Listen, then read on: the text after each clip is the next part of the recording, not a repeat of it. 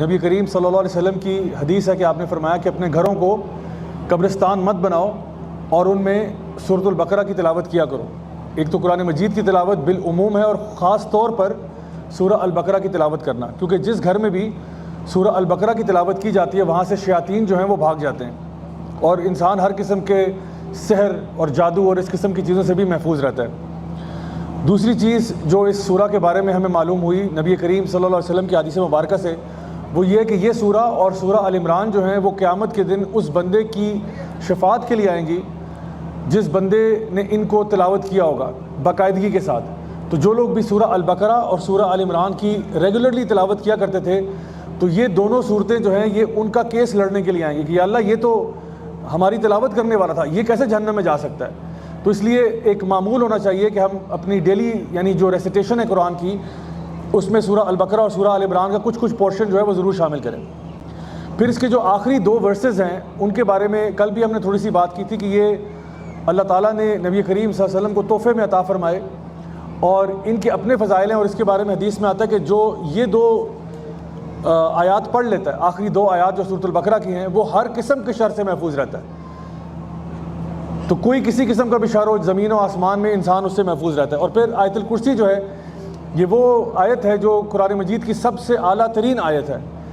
یہ بھی نبی کریم صلی اللہ علیہ وسلم کی حدیث سے پتہ چلا کہ قرآن مجید کی جو بیسٹ آیا ہے وہ سورہ البقرہ میں پائی جاتی ہے، جو کہ آیت الکرسی ہے۔ اور یہ آیت جو ہے یہ اللہ تعالیٰ کا تعارف ہے، بتایا جا رہا ہے کہ آخر اللہ تعالیٰ ہے کون۔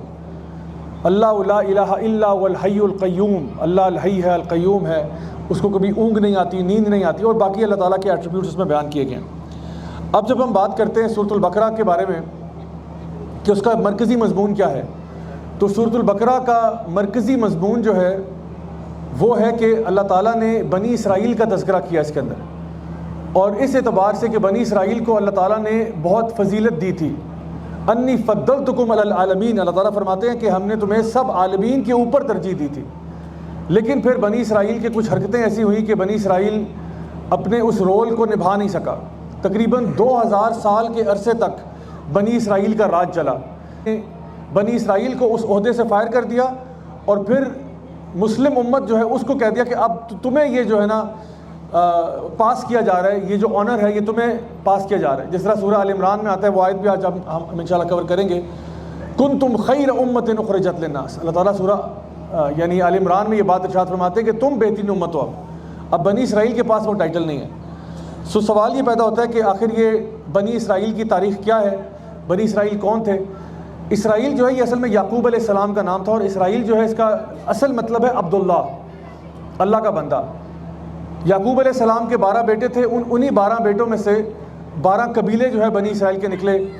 اسی کے بعد موسیٰ علیہ السلام کا دور آتا ہے، پھر داؤد علیہ السلام کا دور آتا ہے، سلیمان علیہ السلام کا دور آتا ہے، اور اس دوران بنی اسرائیل کے اتار چڑھاؤ ہوتے رہے، کبھی بنی اسرائیل اوپر جا رہے ہیں، کبھی نیچے آ رہے ہیں، اور تقریباً 2000 سال کا عرصہ ہے جو بنی اسرائیل نے حکومت کیا۔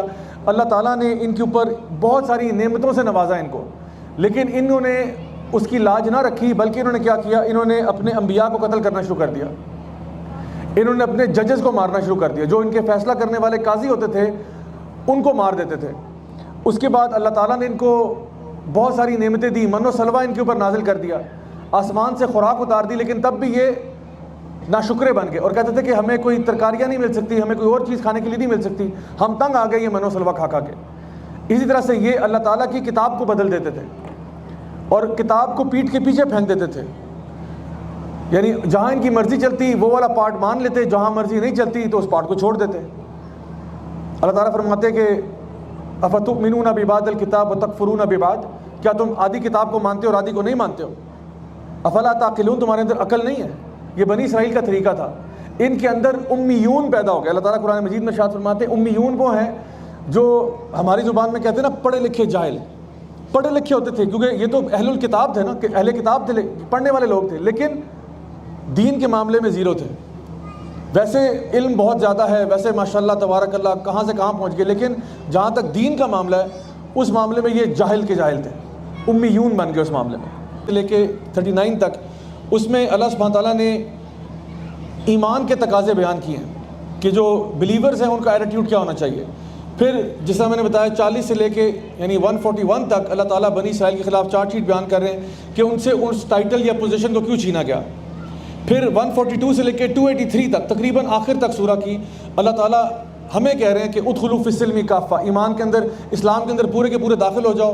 تم ہی امتن وسطہ ہو، تم ہی مڈل نیشن ہو، اب تم نے صحیح کام کرنا ہے. تو اب دیکھیں دو چیزیں ہوئی ہیں. ایک بتایا جا رہا ہے کیا کام نہیں کرنا، بنی اسرائیل کی طرح نہیں بننا، اور اب کرنا کیا ہے وہ بھی بتا دیا.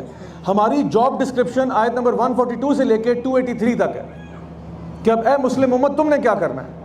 اور پھر آخر میں اللہ سبحانہ تعالیٰ بتا رہے ہیں کہ جو تمہیں طاقت ملے گی زمین پر، جو تمہیں قدرت ملے گی، وہ صرف اللہ تعالیٰ کی فرما برداری کرنے میں ملے گی، اس کے علاوہ تمہیں نہیں مل سکتی. وَتُعِزُّ مَن تَشَاءُ وَتُذِلُّ مَن تَشَاءُ بِيَدِكَ الْخَيْرُ، ساری عزت اور ذلت اللہ کے ہاتھ میں ہے. یہ اللہ سبحانہ تعالیٰ نے یہ جو سورہ ہے نا، اب ہم اس پہ بھی غور و فکر کریں کہ آخر یہ سورہ بقرہ نمبر 2 پہ کیوں ہے قرآن مجید کے اندر. حالانکہ نزول کے اعتبار سے یہ مدنی سورہ ہے، تو مکی سورہ زیادہ تر آپ کو 30ویں پارے میں ملے گی یا 29ویں پارے میں ملے گی. لیکن اللہ تعالیٰ نے جو ترتیب بنائی ہے قرآن مجید کی، اور یہی ترتیب جبریل امین جو ہے وہ نبی کریم صلی اللہ علیہ وسلم کو سکھایا کرتے اور پڑھایا کرتے تھے.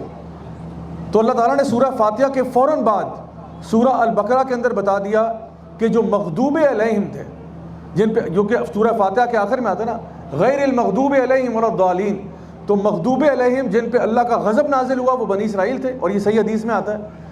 اور جو ضالین تھے، جو دلالت کی طرف چلے گئے، جو گمراہی کی طرف چلے گئے، وہ نصارہ تھے. تو سورہ البقرہ جو ہے وہ پوری چارٹ شیٹ ہے بنی اسرائیل کی، اور سورہ آل عمران جو اس کے بعد آنے والی ہے وہ نصارہ کی چارٹ شیٹ ہے کہ انہوں نے کیا کیا.